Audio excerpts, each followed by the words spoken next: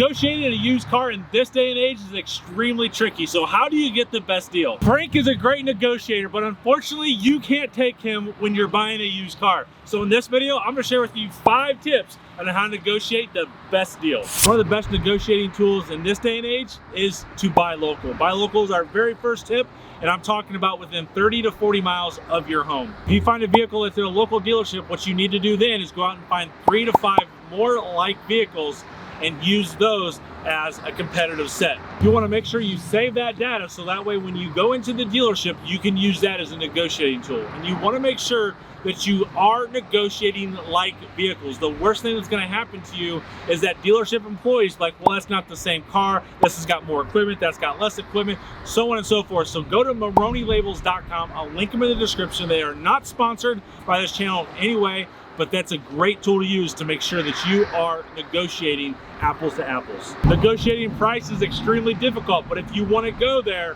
what you need to do to that salesperson or sales manager is sit there and be like, listen, I want to keep my business local. Do you want me to keep my business local?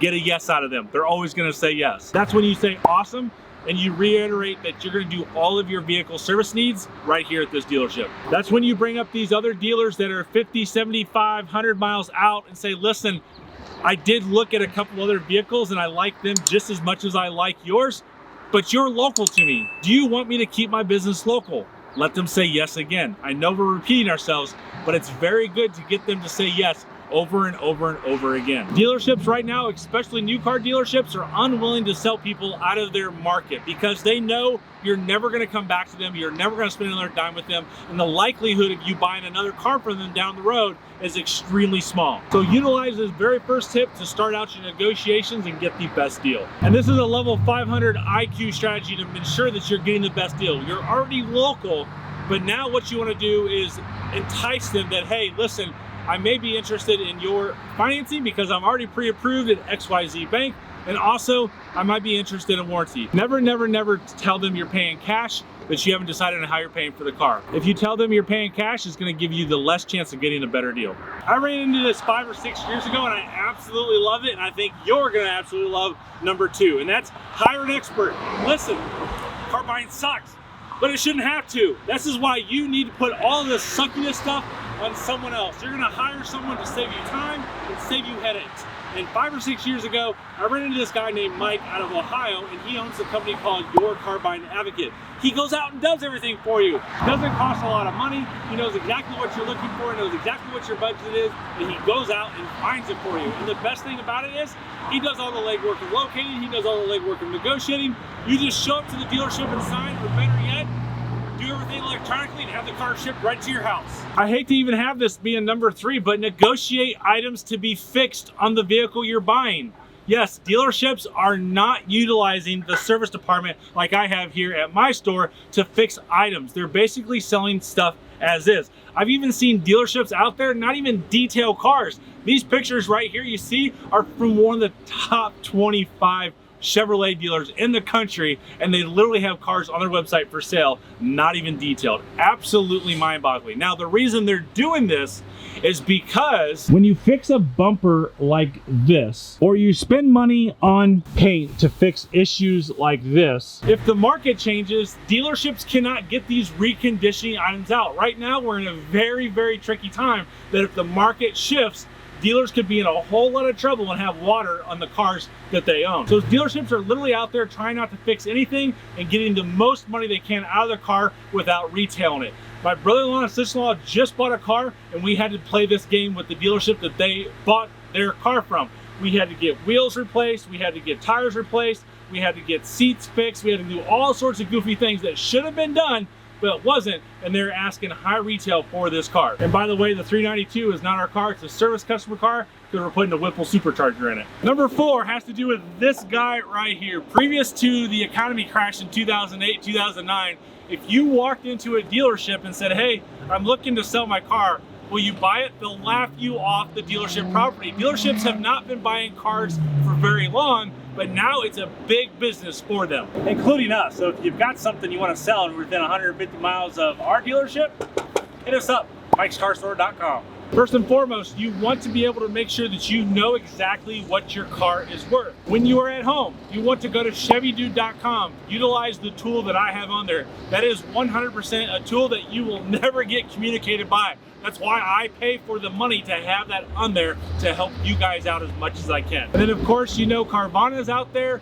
CarMax is out there, Vroom's out there, and a new company called Pedal. All of those give you online values that they're willing to pay you cash right on the spot.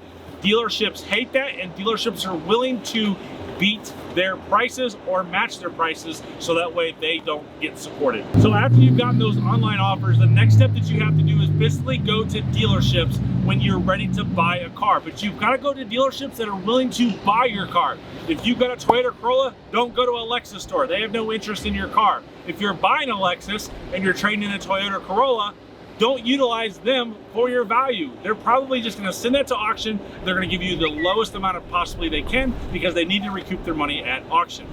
By going to 3 or 4 dealers on the market, now you can trade your car in at that Lexus dealer and say, listen, I got all of these values here, what can you do? And level 500 IQ is when you trade your car in most states, they give you tax credit, so it lowers your tax liability, so you get more for your trade as well. The more dealers you have involved, the better chances you are to get more for your car.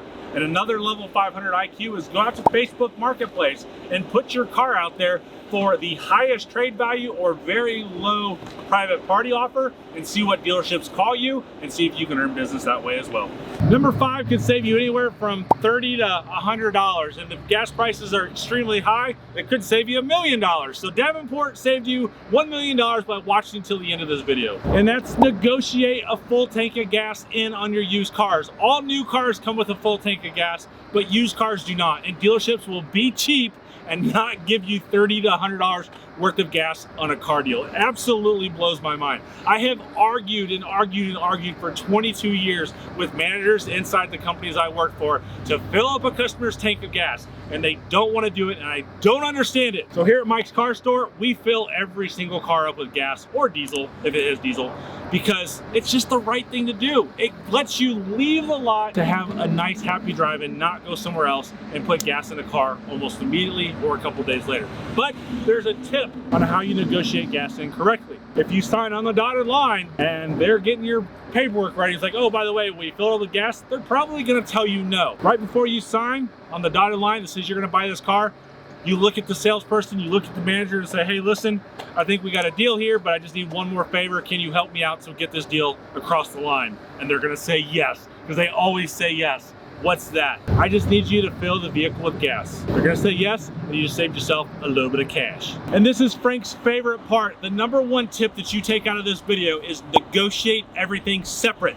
You have to negotiate the price of the car. You have to negotiate your trade-in, and you have to negotiate your financing, all separate. You do not interlace them in. You stay focused like a laser beam and make sure that you focus in on those singular ones. And when you're happy with the price of the car, you move on to the trade. When you're happy with the trade, you move on to financing. And after that is when you know you've got a great deal.